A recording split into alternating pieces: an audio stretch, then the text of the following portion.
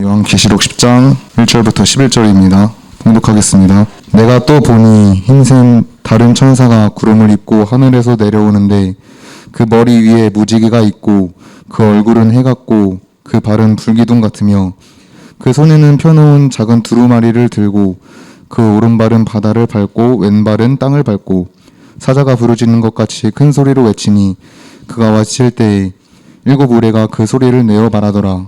일곱 우레가 말을 할 때 내가 기록하려고 하다가 곧 들으니 하늘에서 소리가 나서 말하기를 임봉하고 기록하지 말라 하더라. 내가 본 바 바다와 땅을 밟고 서 있는 천사가 하늘을 향하여 오른손을 들고 세세토록 살아계신 이 곧 하늘과 그 가운데 있는 물건이며 땅과 그 가운데 있는 물건이며 바다와 그 가운데 있는 물건을 창조하신 이를 가르켜 맹세하여 이르되 지체하지 아니하리니 일곱째 천사가 소리내는 날 그의 나팔을 불려고 할 때에 하나님이 그의 종 선지자들에게 전하신 복음과 같이 하나님의 그 비밀이 이루어지리라 하더라. 하늘에서 나서 내게 들리던 음성이 또 내게 말하여 이르되 내가 가서 바다와 땅을 밟고 서 있는 천사의 손에 펴놓은 두루마리를 가지라 하기로 내가 천사에게 나아가 작은 두루마리를 달라 한즉 천사가 이르되 갖다 먹어버리라. 내 배에는 쓰나 내 입에는 꿀같이 달리라 하거늘 내가 천사의 손에서 작은 두루마리를 갖다 먹어버리니 내 입에는 꿀같이 다나 먹은 후에 내 배에서 쓰게 되더라. 그가 내게 말하기를 내가 많은 백성과 나라와 방언과 임금에게 다시 예언하여야 하리라 하더라. 아멘. 이 계시록 10장, 11장 이런 내용들은 굉장히 어려운 내용들인데 그래도 다루지 않을 수가 없습니다. 우리는 다섯째 나팔 재앙과 여섯째 나팔 재앙을 살펴보면서 불신자들은 이 땅에서 하나님의 진노를 당할 뿐만 아니라 사탄의 폭력까지 당하는 사실을 보았습니다. 뭘 보았는지 모르는 분들은 과거에 다섯 번째 나팔 재앙이 뭔지 여섯 번째 나팔 재앙이 뭔지 거슬러 올라가셔서 설교를 살펴보시면 있어요.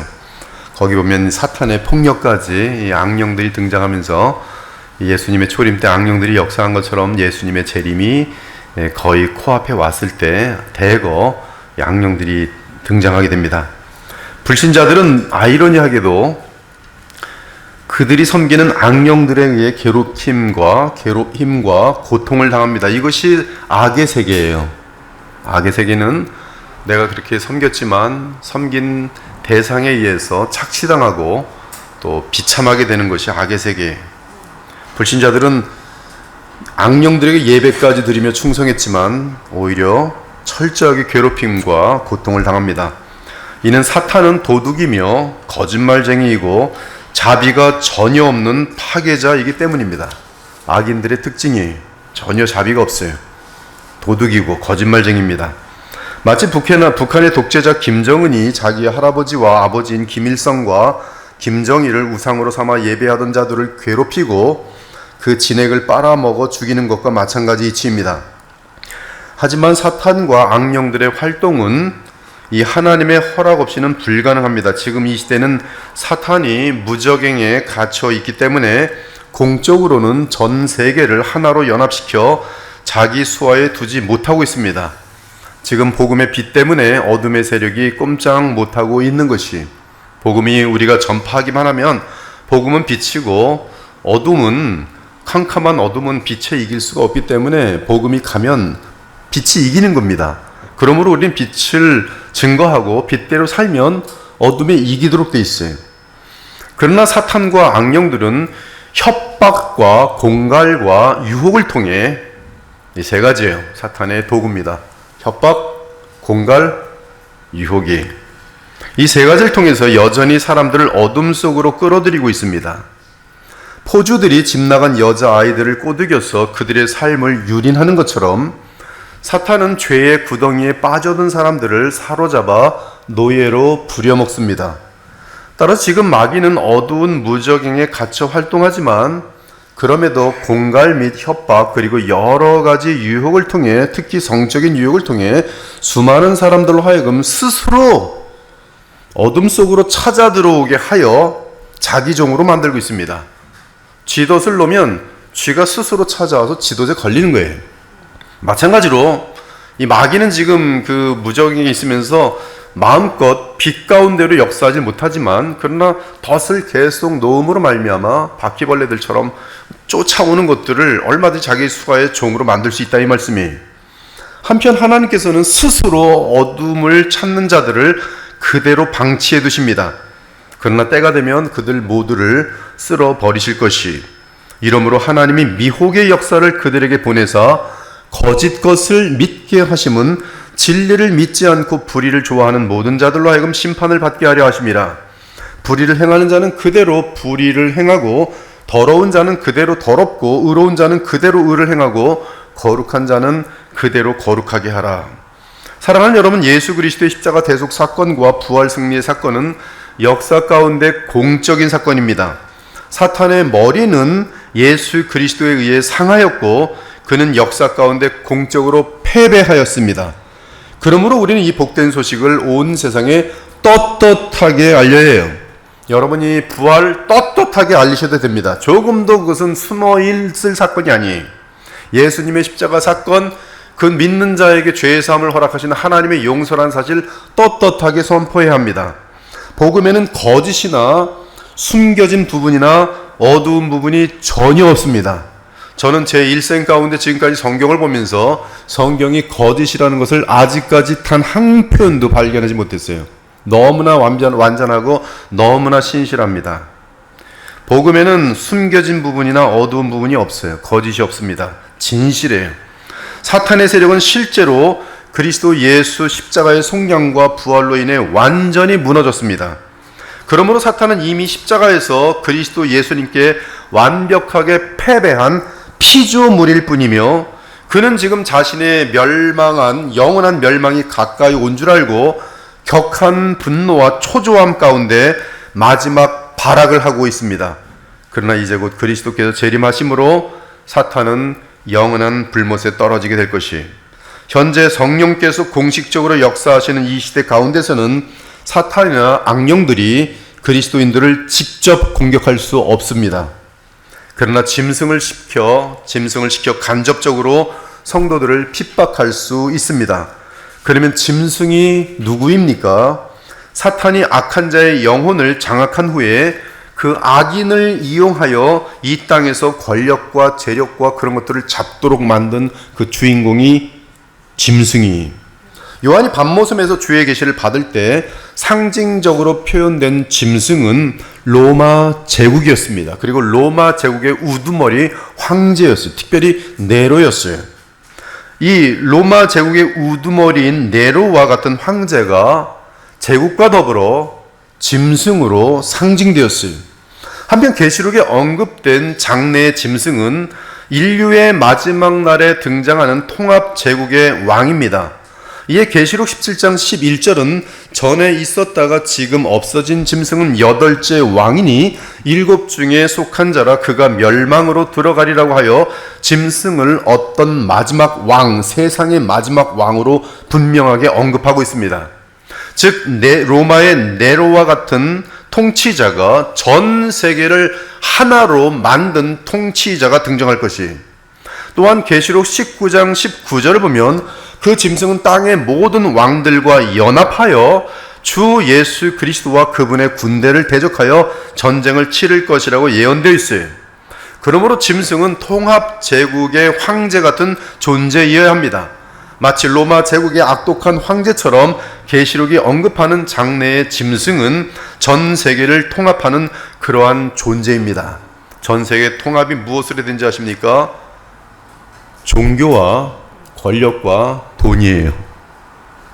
우리는 사도 요한 때의 짐승으로 상징되던 로마 제국의 황제가 소아시아의 7 교회를 박해하는 것을 살펴보았습니다. 로마 황제는 그리스도인들로 하여금 황제를 하나님과 주로 고백하도록 요구하였으며 이를 따르지 않는 자들에게는 아무런 사업을 하지 못하도록 매매 행위를 금하였어요. 그리고 공식적으로 걸려든 자들은 사형이나 옥에 가두었습니다. 아무튼 매매 행위를 하지 못하도록 이미 로마 제국 때 그 제도가 시작되었어요. 심지어 그리스도인들이 오직 예수 그리스도만을 주로 섬긴다는 이유로 그들을 원형 경기장에서 사자밥이 되게 하거나 화형에 처하였습니다. 이것은 로마 제국의 기록에 다 남겨 있어요. 크리스찬들을 향하여 얼마나 무서운 일들을 황제들이 행하였는지.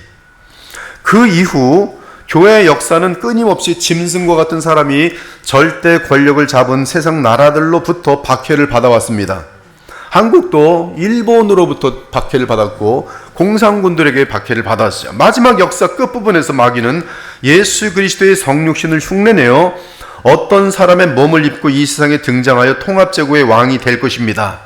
이때 이 왕은 짐승인데 이 악령의 영이 가장 충만한 존재예요.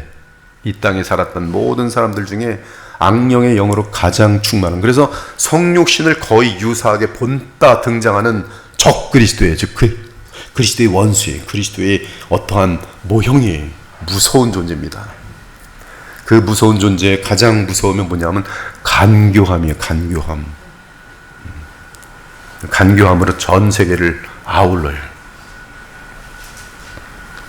그리고 어둠에 속한 자녀들 및 세상의 불신 나라들을 연합하여 마지막 이 땅의 교회인 14만 4천을 박해하고 대적할 것이.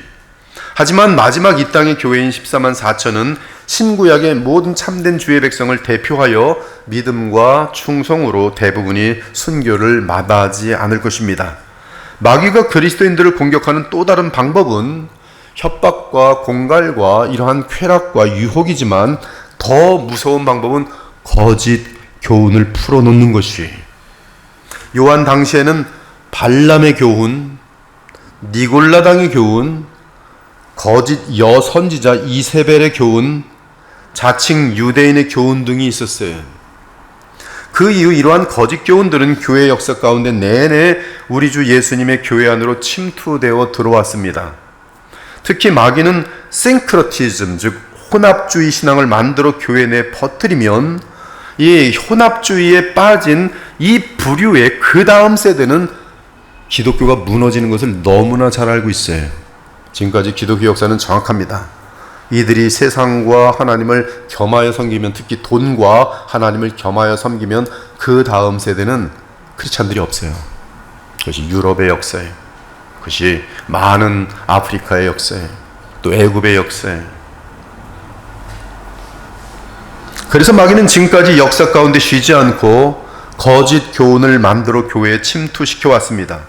마지막 역사 끝부분에서 악령으로 충만한 마지막 거짓 선자가 등장할 것이, 짐승이 등장하고 거짓 선자가 등장할 것이, 그 거짓 선자는 짐승과 같은 시대에 등장할 것인데 짐승의 우상을 세워 온 세상을 미혹하는 자가 될 것입니다. 그러므로 우리는 사탄이 비록 우리를 직접 공격하지는 못하지만 얼마든지 짐승을 통해 공갈과 위협을 받을 수 있으며 또한 독이 담긴 거짓 교훈의 덫을 뿌린다는 사실을 기억하고 죄와 어둠에 빠지지 않도록 늘 복음을 정확하게 붙들고 우리 주 살아계신 그리스도를 믿고 연합한 상태에서 주 하나님께 기도하며 순종해야 할 것이, 그러면서 순교적인 신앙 자세를 지녀야 할 것입니다.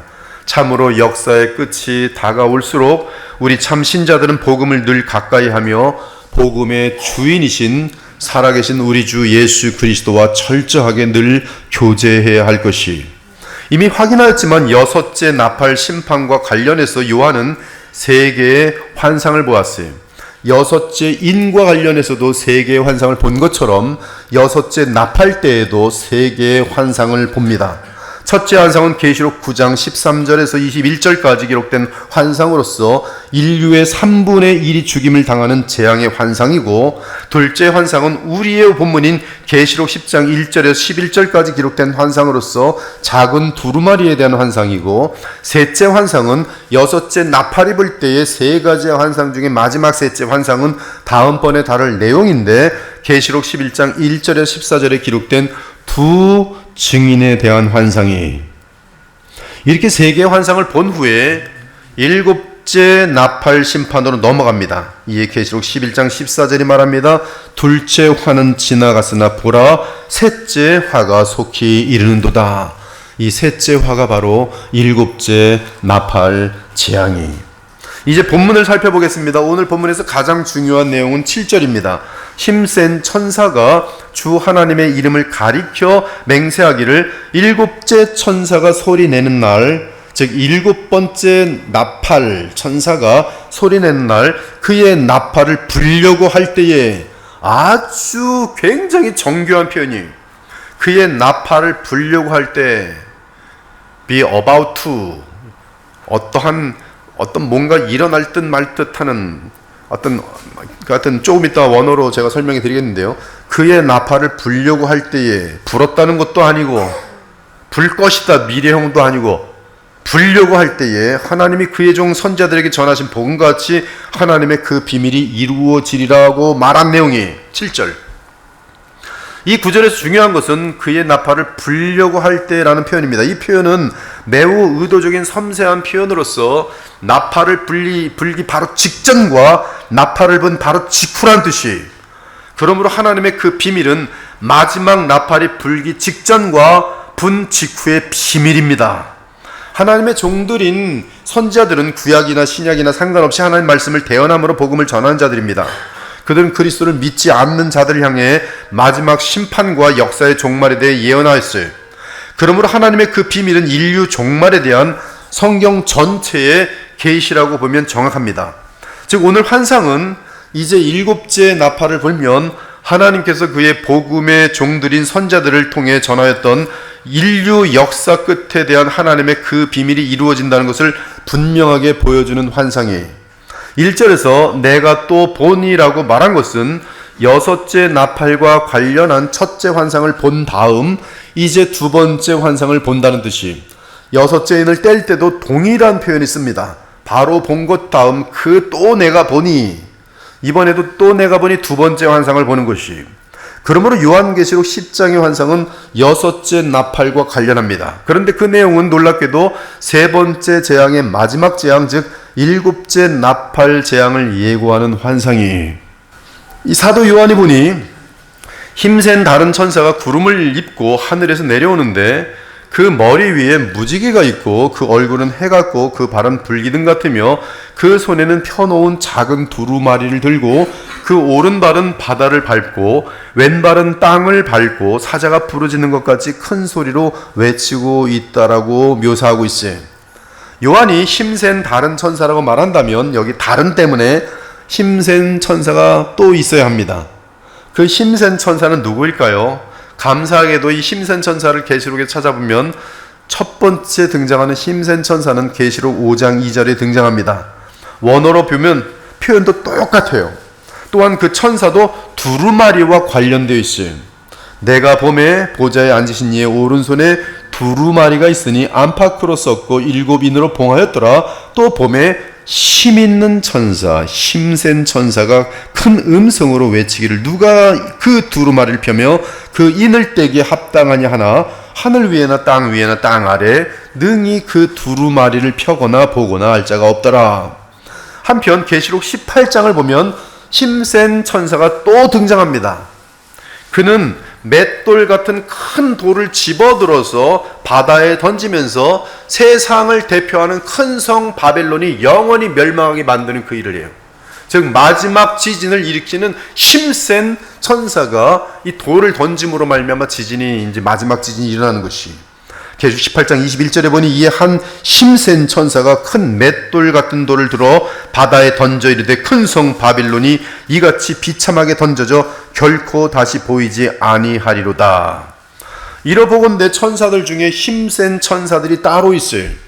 오늘 본문에 등장하는 힘센 천사는 그 능력과 영광과 권세가 얼마나 크고 대단한지, 그는 구름을 입고 있고 하늘에서 내려오며 그 머리 위에 무지개가 있고 그 얼굴은 해 같고 그 발은 불기둥 같습니다. 또한 이 힘센 천사는 하나님의 계시를 알리는 일에 얼마나 깊은 관련이 있는지 그의 손에는 펴놓은 작은 두루마리가 들려있고, 첫 번째 힘센 천사도 두루마리가 있었죠. 이 두 번째 힘센 천사도 펴놓은 작은 두루마리가 들려있고 그 오른발은 바다를 밟고 왼발은 땅을 밟고 사자가 포효하는 것 같이 큰 소리로 외치고 있었다라고 환상을 보여주고 있어요. 따라서 목사들이나 학자들 중에는 이 힘센 천사에 대한 묘사가 너무나 강력하기 때문에 이 힘센 천사는 다름 아닌 그리스도 예수다라고 오해하는 자들도 있으나 그럴 수 없습니다. 그 이유는 먼저 계시록 전반에 걸쳐 예수 그리스도를 천사로 표현한 것이 한 군데도 없으며 본문 5절과 6절을 보아도 또다시 힘센 천사를 천사라고 언급하면서 그 천사가 세세도록 살아계시니 곧 창조주를 가리켜 맹세하여 말하기 때문에 그는 결단코 그리스도 예수가 아닌 것이, 더욱이 신약 성경 어디에서도 예수 그리스도는 오직 영광을 받으신 인자, 어린 양, 말씀, 하나님의 아들로 표현될지언정 힘센 천사로 표현될 수 없기 때문입니다. 이런 것들은 여호와의 증인들이나 주장하는 내용들이. 아무튼 본문에 등장한 힘센 천사는 천사이며 하나님과 매우 가깝고 또한 능력이 대단한 천사임에 확실합니다. 특히 그리스도의 대변인 역할을 하는 큰 권능을 지닌 천사임에 틀림없습니다. 본문의 힘센 천사는 6가지 특징을 보여주는데 그 6가지 특징으로 볼 때 이 천사는, 잘 들으세요, 그 6가지 특징으로 볼 때 이 힘센 천사는 재림하시는 어린 양 예수 그리스도를 그 길을 예비하는 천사예요. 세례 요한이 그리스도의 초림을 예비하는 마지막 구약의 선자인 것처럼 이제 영광 가운데 오시는 예수님을 그 길을 예비하는 사람이 존재가 있었으니 바로 이 힘센 천사예요. 지금 이 힘센 천사는 그리스도의 재림의 길을 닫고 있는 그러한 역할을 하고 있어요. 과거의 사람들이 전령관인 세례 요한을 수많은 사람들이 메시아로 오해했던 것처럼 그리스도의 재림의 전령관인 힘센 천사 역시 그리스도로 오해받기 십상입니다. 아무튼 힘센 천사는 구름을 입고 하늘에서 내려옵니다. 마치 예수께서 구름 타고 재림하시는 모습을 미리 보여주는 듯합니다. 둘째는 그 머리 위에 무지개가 있어요. 계시록에서 무지개는 언약을 상징합니다. 우리가 잘 알다시피 무지개는 홍수로부터 노아의 가족을 구원한 이후 새로운 세상에 나타난 하늘로부터의 약속이었어요. 땅과 하늘이 마지막 불심판으로 멸망할 때까지 절대로 물로 심판한 일이 없겠다는 그 언약이 무지개였어요. 마찬가지로 그리스도의 부활과 승천으로 시작한 하나님의 나라는 어느 날 이 세상을 불로 심판하고 새 하늘과 새 땅으로 임할 것이, 따라서 하늘에서 내려온 힘센 천사의 머리 위에 무지개가 보인 것은 이제 곧 이 땅이 완전하게 심판을 받아 새하늘과 새 땅이 임하는 약속이 성취될 것을 미리 보여준 것입니다. 셋째, 그 얼굴은 해 같고 그 발은 불기둥 같았어요. 이는 하나님의 거룩한 영광과 심판을 나타내고 있습니다. 그 발이 불기둥 같다는 것은 온 세상을 불로 심판할 것을 분명하게 미리 보여준 것이. 또 넷째, 힘센 천사의 손에는 펴놓은 작은 두루마리가 있었습니다. 여섯째, 일곱째 인에 대한 것도 두루마리가 있었지만 지금 7번째 나팔을 불려 할 때에 이 힘센 천사는, 6번째 나팔을 불 때 등장한 이 힘센 천사는 펴놓은 작은 두루마리가 그 천사의 손에 있었어요. 힘센 천사가 들고 있는 작은 두루마리는 어린 양께서 떼신 7인이 담긴 두루마리가 아니었어요. 이 작은 책은 임봉된 책이 아니라, 그렇죠, 일곱 인과 관련된 건 임봉된 책이었어요. 그래서 누가 이 인을 뗄까 하고 요한이 울었습니다. 그러나 지금 이 책은 임봉된 책이 아니라 펴 있는 책이. 7인이 담긴 두루마리가 계시록 전체라면 작은 두루마리는 7번째 나팔과 관련한 내용이 담긴 부분으로서 이미 구약과 신약 전체에서 너무나 잘 열려져 있는 계시란 말씀이, 작은 두루마리의 내용은 7절처럼 하나님의 그 비밀입니다. 즉 하나님께서 그중 선자들에게 전하신 복음 가운데 역사의 마지막 날에 관한 계시, 7번째 나팔이 불리려고 할 때 온 세상에 발생하게 될 마지막 종말 사건들은 이미 구약이나 신약에 상세하게 예언되어 있습니다. 그러므로 작은 두루마리 내용은 구약과 신약에서 예언된 마지막 나팔 사건들, 즉 소위 하나님의 날, 즉 7째 나팔이 불리려고 할 때 발생하는 구속사적인 사건에 관한 예언인 것이, 바로 직전의 일들과 하늘이 접히고 말리는 그런 일들과 또 그리고 나팔이 분 바로 직후의 일들에 대한 내용을 지금 이 작은 두루마리에 담겨 있다라고 지금 보여주고 있는 것이, 아무런지 작은 책은 일곱째 나팔이 불리려고 할 때와 관련한 예언입니다. 즉 마지막 나팔이 불기 직전과 나팔을 분 이후에 대한 예언이에요. 다섯째, 힘센 천사의 오른발은 바다를 밟고 왼발은 땅을 밟고 있었습니다. 이제 임하게 될 일곱째 나팔 심판은 바다 전체와 온 땅에 임하는 재앙이 될 것이. 여섯째, 힘센 천사는 사자가 포효하는 것 같이 큰 소리로 외치고 있었습니다. 사자가 포효한다는 것은 먹이를 잡아먹기 직전에 부르짖음이에요. 먹이를 다 잡아놨어요. 그리고 이제 두두두둑 하고 먹기 직전에 아 하고 포효하는 거예요. 즉 힘센 천사는 마지막 재앙의 심판과 함께 역사의 끝이, 무서운 끝이 임할 것을 엄중하게 경고하는 모습을 보여주고 있는 것이 이제 곧 엄중한 마지막 심판이 온 세상에 임할 것입니다. 11절을 보면 힘센 천사가 사도 요한에게 말합니다. 네가 많은 백성과 나라와 방언과 임금에게 다시 예언하여야 하리라. 이미 성경에 기록된 모든 열려져 있는 하나님의 날, 마지막 나팔이 불 때에 대한 것을 지금 곧바로 모든 열방들에게 너희는 심판받아 마땅함에 대하여 선포하라는 말씀이, 즉 구약과 신약의 선지자들과 사도들이 이미 공식적으로 마지막 나팔 심판에 대해 말하였지만 사도 요한도 환상으로 마지막 나팔 심판의 구속 사건들을 보았으니 온 세상에 그 예언을 다시 알려야 한다는 말씀이. 근데 이 예언의 말씀이 내용이 뭐냐 이거예요. 그 내용은 심판이에요. 심판. 이에 지금 한반도에 살고 있는 우리도 사도 요한의 계시록을 읽으며 마지막 나팔 심판을 더욱 구체적으로 알게 되는 것이. 사랑하는 여러분, 구약과 신약 전체에 걸쳐 마지막 나팔에 대한 예언이 얼마나 분명하게 알려져 있는지 우리는 한번 점검해 볼 수 있어요. 마지막 나팔에 대한 구약의 하나의 샘플입니다. 스바냐 선자의 예언이 여호와의 큰 날이 가깝도다, 가깝고도 빠르도다. 이때 구약에서 보는 여호와의 큰 날은 바벨론에 의한 하나님의 죄 많은 불신자, 즉 교회라고 하지만 하나님의 백성들이라고 하지만 가짜들 대부분이 받게 되는 심판들, 그런 것들에 대한 여호와의 날이, 그러나 이것에 대한 궁극적인 실체는 온 세상 불신자들을 향한 여호와의 날이, 여호와의 큰 날이 가깝도다, 가깝고도 빠르도다, 여호와의 날이 소리로다, 용사가 거기서 심히 슬피 우는도다. 그 날은 분노의 날이요, 환난과 고통의 날이요, 황폐와 패망의 날이요, 캄캄하고 어두운 날이요, 구름과 흑암의 날이요, 나팔을 불어 경고하며 견고한 성읍들을 치며 높은 망대를 치는 날이로다. 여리고성의 무너짐같이 나팔 불 때, 그날 나팔이 불 때 온 세상이 무너질 것을 스바냐에서도 예언하고 있어요.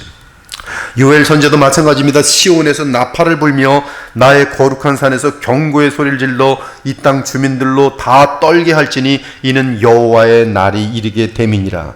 이제 임박하였으니, 즉 나팔이 불려 할 때 이제 임박하였으니 곧 어둡고 캄캄한 날이요 짙은 구름이 덮인 날이라. 새벽빛이 산 꼭대기에 덮인 것과 같으니 이는 많고 강한 백성이 이르렀음이라. 이와 같은 것이 옛날에도 없었고 이후에도 대대에 없으리로다.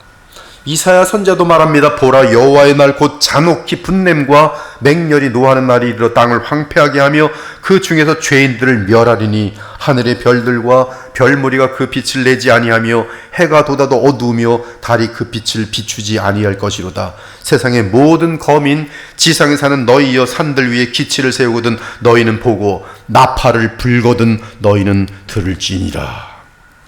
신약의 사도들 역시 마지막 나팔에 대해 예언합니다.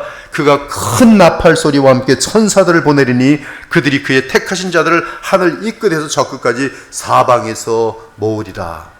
여러분들이 마지막 예수님 재림 때 이 땅에 살아있다면 나팔 불 때 천사들로 인하여 쫙 모이면서 하늘로 쫙 휴거될 것이, 그리고 이 땅에는 이제 곧바로 불로 태워질 이 세상의 불신자들로 가득하게 되고 거기에 적그리스도가 있고 거짓 선자가 있을 것이, 적그리스도와 거짓 선자가 있을 것이. 주께서 호령과 천상의 소리와 천사장의 소리와 하나님의 나팔 소리로 친히 하늘로부터 강림하시리니 그리스도 안에서 죽은 자들이 먼저 일어나고, 즉 하늘에 있는 자들이 영혼만 있는 거잖아요. 땅은 이 땅에 지금 잠자고 있잖아요. 근데 나팔 소리가 날 때 하늘에 이 낙원에 있던 자들이 이 땅에 있었던 몸이 쫙 올라오면서 그들이 부활체로 일어나는 것이, 그리스도 안에 죽은 자들이 먼저 일어나고, 그리고 그 후에 땅에 살아남아 있는 자들도 그들과 함께 구름 속으로 끌어올려 공중에서 주를 영접하게 하시리니 그리하여 우리가 항상 영원히 주와 함께 있으리라. 보라, 내가 너희에게 비밀을 말하노니 우리가 다 잠잘 것이 아니요 마지막 나팔에 순식간에 호련히 다 변화되리니. 하늘에 영혼만 있던 자들, 지금 낙원에 있는 자들은 이 땅에 썩어져 있어도 그들 몸들이 무두르르 하면서 일어나더니 그들과 연합하면서 공중에 있을 것이요, 이 땅에 살아있던 자들은 그 몸이 호련히 변화하여, 놀라운 몸으로 변화하여, 그 몸 그대로가 올라가면서 호련히 변화하여 다 변화되리니 나팔 소리가 나며 죽은 자들이 썩지 아니할 것으로 다시 살아나고 우리도 변화되리라. 요한이 받은 일곱째 나팔과 관련한 한상은 이렇게 기록되어 있어요. 일곱째 천사가 나팔을 불매 하늘에 큰 음성들이 나서 이르되 세상 나라가 우리 주와 그의 그리스도의 나라가 되어 그가 세세토록 왕노릇 하시리로다 하니, 하나님 앞에서 자기 보좌에 앉아있던 24장로가 엎드려 얼굴을 땅에 대고 하나님께 경배하며 이르되 감사옵나니 옛적에도 계셨고 지금도 계신 주 하나님 곧 전능하신 이여 친히 큰 권능을 잡으시고 왕노릇 하시도다.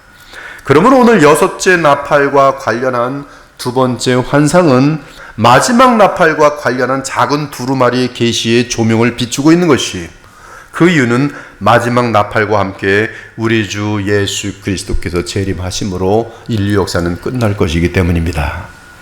한편 3절을 보면 힘센 천사가 큰 소리를 외칠 때 일곱 우레가 말을 하였어요. 그러나 하늘에서 소리가 나기를 일곱 우레가 말하는 것을 임봉하고 기록하지 말라고 합니다. 그래서 결국 일곱 우레 소리의 내용은 알려지지 않게 됩니다. 미래의 사건들의 계시 여부는 전적으로 하나님의 주권 안에 있어요. 여기 어떤 어리석은 목사들은 일곱 우레를 알려주지 말라고 임봉하고 딱 기록하지 말라고 했더니 이거 일곱 우레가 무슨 뜻인지 알아보려고 막 연구하면서 이제 아주 그냥 자기 나름대로 스페큘레이션, 사색하는 거죠. 마음대로 해석하는 것이죠. 이런 사람들은 나쁜 사람들이에요. 우린 요까지 가면 돼요. 일곱 우레 몰라요. 나도 모르고 아무도 몰라야 됩니다. 그렇죠? 그거 알면 안 되는 거예요, 지금 그러면. 미래의 사건들의 계시 여부는 전적으로 하나님의 주권 안에 있어요. 그러므로 우리는 미래에 대한 계시를 대할 때 오직 기록된 말씀 안에 거해야 합니다. 기록된 말씀 밖으로 넘어가지 말라. 내가 이 두루마리의 예언의 말씀을 듣는 모든 사람에게 증언하노니 만일 누구든지 이것들 외에 더하면 하나님이 이 두루마리에 기록된 재앙들을 그에게 더하실 것이요, 만일 누구든지 이 두루마리의 예언의 말씀에 제하여버리면 하나님이 이 두루마리에 기록된 성경 나무와 및 거룩한 성의 참여함을 제하여 버리시리라. 두루마리 예언의 말씀에서 제하여버리면 하나님이 두루마리에 기록된 생명나무와 및 거룩한 성의 참여함을 제하여버리시리라. 왜들 그런지 모르겠어요. 성경 말씀만 얘기하면 되지, 꼭 성경 아닌 것을 다 뭘 들었다 그러면서 다시 또 얘기를 하면 사람들은 이 말을 듣는 사람은 성경에 대한 관심을 쑥 읽고 이 사람이 얘기하는 것만 듣는 거예요. 지옥도 얼마나 많은 상세한 표현을 하는지 거기 근데 다 틀려요. 자기네 며느리는 왔다 갔다 지가 다 판단해버리고. 5절부터 7절을 보면 그 내용은 이 힘센 천사가 창조주 하나님의 이름으로 맹세하는 내용이에요. 창조주 하나님의 이름으로 맹세하는 내용. 그 맹세 내용은 지체하지 아니하리니 일곱째 천사가 소리내는 날 그의 나팔을 불려고 할 때에 하나님이 그의 종 선자들이 전하신 복음같이 하나님의 그 비밀이 이루어지리라는 것이, 하나님의 그 비밀은 예수님의 재림에 대한 비밀로서 신구약에 가득한 내용입니다. 마침내 구속 계획이 마무리되는 사건을 의미합니다. 창조 때부터 시작된 주 여호와 하나님의 영원한 계획은 주 예수 그리스도의 재림과 함께 마지막 심판으로 끝날 것이, 그때 마지막 나팔이 불면서 모든 창조와 관련한 하나님의 영원한 계획이 끝마치게 될 것이, 이제 일곱째 나팔로 시작되는 일곱 대접의 재앙을 통해 하나님의 창조 및 구속 계획은 그 끝을 맞이하게 될 것입니다.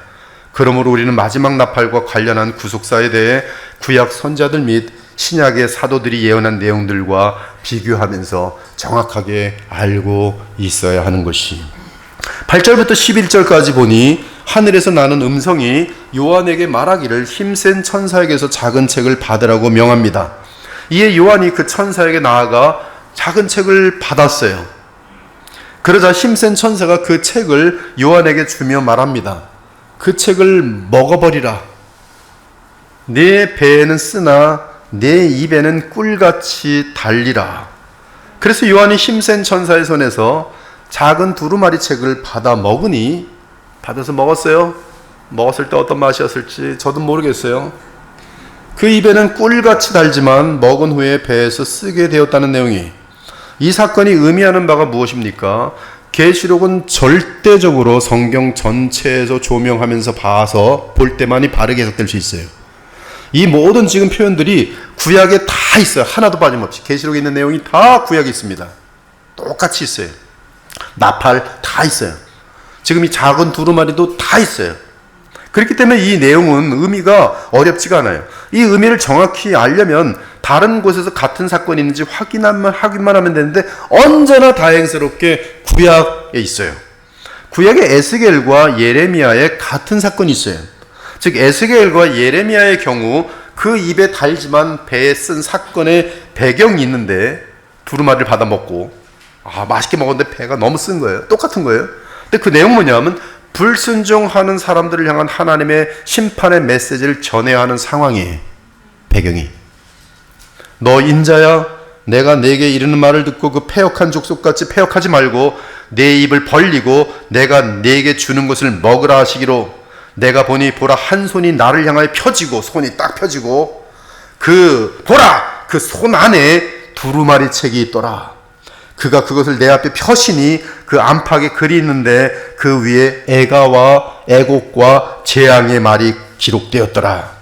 또 그가 내게 이르시되 인자야, 너는 발견한 것을 먹으라. 너는 이 두루마리를 먹고 가서 이스라엘 족속에게 말하라 하시기로, 내가 입을 벌리니 그가 그 두루마리를 내게 먹이시며 내게 이르시되 인자야, 내가 네게 주는 이 두루마리를 내 배에 넣으며 네 창자에 채우라 하시기에 내가 먹으니 그것이 내 입에 달기가 꿀 같더라. 그가 또 내게 이르시되 인자야, 이스라엘 족속에게 가서 내 말을 그들에게 고하라. 그러나 이스라엘 족속은 이마가 굳고 마음이 굳어 네 말을 듣고자 아니하리니 이는 내 말을 듣고자 아니함이니라. 그 말씀은 너무 달콤했지만 내가 받아 먹을 땐, 줘야 될 때는 발로 채이고 욕먹고 얼굴 뺨 맞고 쓴 거예요. 예레미야 역시 마찬가지입니다. 하나님의 심판 메시지를 알려야 하는 입장이, 만군의 하나님 여호와시여, 나는 주의 이름으로 일컬음을 받는 자라. 내가 주의 말씀을 먹었사오니 주의 말씀은 내게 기쁨과 내 마음의 즐거움이지만 내가 기뻐하는 자의 모임 가운데 앉지 아니하며 즐거워하지도 아니하고 주의 손에 붙들려 홀로 앉았사오니 이는 내 마음이 주님의 분노로 채워져 있기 때문이다. 예레미야는 말씀을 전하면 전할수록 자기 백성들로 인하여 당하는 배척과 또 궁핍과 또 옥의 갇힘과 구덩이의 갇힘과 또 그들의 거짓말들, 말로 다 표현 못할 악을 당하게 되면서 너무너무 그 배가 써요. 즉 우리가 이 시대에 해야 되는 것은 심판의 말씀을 전해야 된다는 거예요. 어떻게 되는 거예요? 여러분은 배척당할 거라는 거예요. 그래서 쓸 거라는 거예요. 그러나 그걸 전해야 된다는 것이, 지금 요한이 선포해야 하는 심판의 메시지, 이 두루마리는 그러므로 마지막 7째 나팔이 불 때에 영원한 심판에 대해서 좀 알려줘야 되는 것이, 요한이 선포해야 하는 심판의 메시지는 하나님의 계획을 알게 됨으로 오는 그는 큰 기쁨인 반면 너무나 분명히 알게 됐어요. 조금도 오류가 없어요. 이제 정확하게 이루어집니다. 그러니까 확실하게 알아야 됐어요. 미래를 확실하게 알게 됐어요. 그래서 오게 되는 큰 기쁨인 반면 그 메시지를 전할 때 완고한 인간들로 인하여 당하게 될 외로움과 아픔과 상처와 애통 등이 임할 수밖에 없는 것이, 그래서 그 말씀, 두루마리 말씀에 대하여 하나님의 뜻을 정교하게 알게 되면서 그 마음과 입에는 달지만 이것을 전달해야 하는 과정은 쓰라리고 외롭고 배가 고프고 그 배가 쓴 것이에요. 사랑하는 여러분, 우리는 작은 두루마리에 담긴 내용을 온 세상에 알려야 돼요. 이것은 펴져 있어요. 그 이유는 인생의 끝이 있으며 역사의 끝이 있기 때문이, 인생의 끝은 죽음이고 역사의 끝은 마지막 나팔과 함께 임할 것이 틀림없어요. 반드시 역사의 끝이 옵니다. 인생의 끝이 반드시 오는 것처럼 역사의 끝도 반드시 와요. 무서워요. 그러므로 우리는 역사의 끝을 말하면서 그리스도를 통한 구원을 외쳐야 돼요. 사람들에게 시간이 많이 남아있지 않으세요. 만일 그들이 이 땅에 사는 동안 구원받을 기회를 놓치면 다시는 구원을 얻을 수 있는 기회가 영원히 돌아오지 않아요.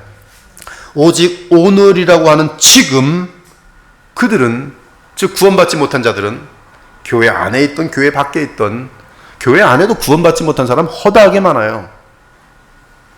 그들은 참으로 심판 앞에서 그를 구원하시는 예수 그리스도의 십자가의 그 대속과 칭의와 그 예수님을 믿음으로 말미암아 죄성을 이기는 이 성화의 역할들을 알지 못한다면 다시는 구원 얻을 수 있는 기회가 영원히 돌아오지 않아요. 오직 오늘이라 하는 지금만 지금 기회가 있을 뿐이에요. 그렇지 않으면 영원한 멸망이. 그러므로 우리는 온 세상을 향해 주의 재림을 알려주며, 주의 재림, 심판이 그리스도의 십자가와 부활의 복음의 구원의 길을 지시합니다. 재림, 심판, 그러나 길이 있습니다. 예수님의 십자가의 길이, 죄 사함의 길, 그리고 부활하신 예수께서 성령을 보내시는 죄를 이기는 성화의 거룩함의 능력에 대한 비밀을 알려줘야 되는 거예요. 비록 복음을 전하며 복음대로 살고자 할 때 반대하는 자들을 만나 고통과 어려움을 당하여 배가 쓸지라도 우리는 그들을 사랑하는 마음으로 무엇보다 주 예수님께 충성하는 그 충성 때문에 복음을 전해야 되는 것이. 여러분이 사람 만나서 대화하는 게 힘들면 지금 전도지 우리 교회 많이 나와 있잖아요. 들고 다니면서 집마다 집어넣으면 되는 거예요. 보든 말든. 그럼 그것이 여러분은 그 영혼들을 향한 기도하면서 집어넣으면 그것이 하나님 앞에서 지금 전도의 역할을 하는 거예요. 기도하면서 주님이 전부 다 만장 돌려드려도 한 사람도 안 돌아올지 몰라요. 그러나 여러분 충성하고 있는 거예요. 주님은 그걸 보시는 거예요. 제가 보고 있는 게 하나 있어요. 우리가 이렇게 전도를 하면, 과거에 코로나가 있기 전에 전도를 좀 많이 했거든요. 여기 청년부도 그렇고 아이들도 그렇고. 근데 전도한 것에 대한 열매는 하나도 없더라고요. 근데 그때 전도를 그렇게 했는데 다른 데서 와요. 다른 데서. 타이밍이. 그래서 제가 본 게 있어요. 주님은 우리가 충성한 것에 대한 정확한 이펙트를 거기서 가져오시는 게 아니라 다른 데서 이 순종을 보시고 가져다 주시는구나. 지금 여러분들이 앞으로 정도부장과 함께 전도하면 어쩌면 여러분들이 수고하는 그 수고의 결과를 눈으로 보지 못할지는 몰라요. 그러나 전도하고 있는 그 교회는 하나님은 어떤 방법으로든지 간에 채워주시더라고요. 그게 굉장히 놀라운 비밀이에요. 여러분들은 날마다 주의 말씀을 받아먹고 있습니까? 그리고 그 말씀을 삶에서 체험한 후에 기쁨 가운데 삶으로, 고백으로 세상을 향하여 간증하며 복음을 전하고 있습니까? 마지막 때가 가까울수록 대부분의 사람들이 참 진리에, 특히 십자가의 복음에, 특히 재림의 심판에 대하여 귀를 기울이지 않고 속임수의 귀를 기울일 것이에요. 속임수가 뭡니까? 잘 먹고 잘 살게 될 것이다. 잘 먹고 잘 살게 될 것이다. 그게 속임수예요.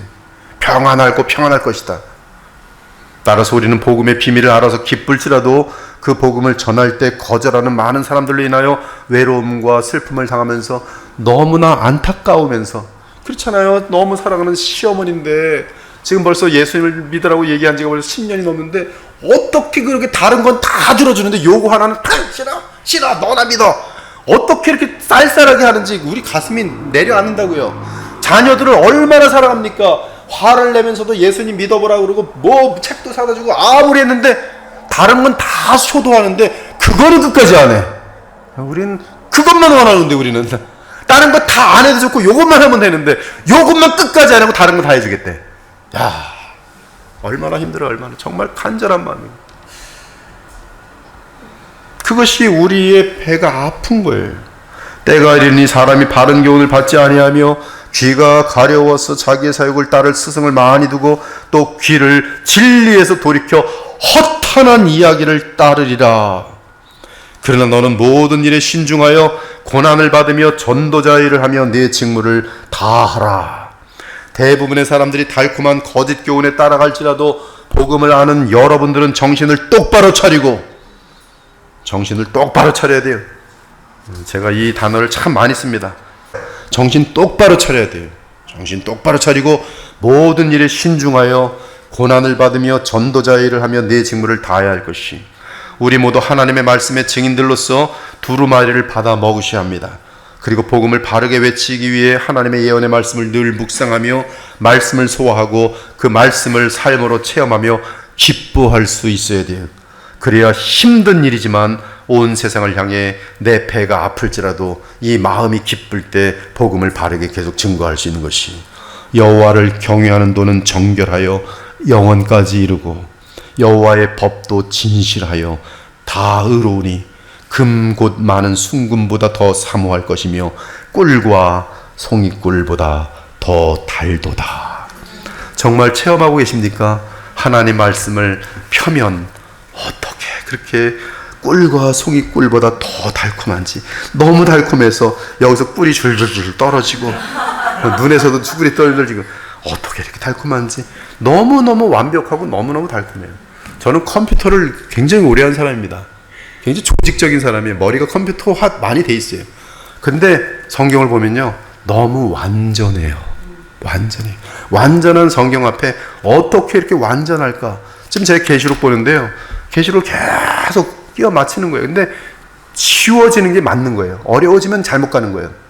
쉽더라고요. 점점 또 맞추고. 근데 계시록 자체로만 못 맞춰요. 그러니까 성경 전체를 많이 아는 만큼, 깊게 아는 만큼 계시록은 해석이 되도록 돼 있어요. 제가 그래서 페북에 남겼어요. 계시록을 아마 주의하려면 마지막 죽기 전에나 해야 되겠다. 근데 그 뜻은 뭐냐면 성경을 깊게 아는 만큼만 계시록이 열려요.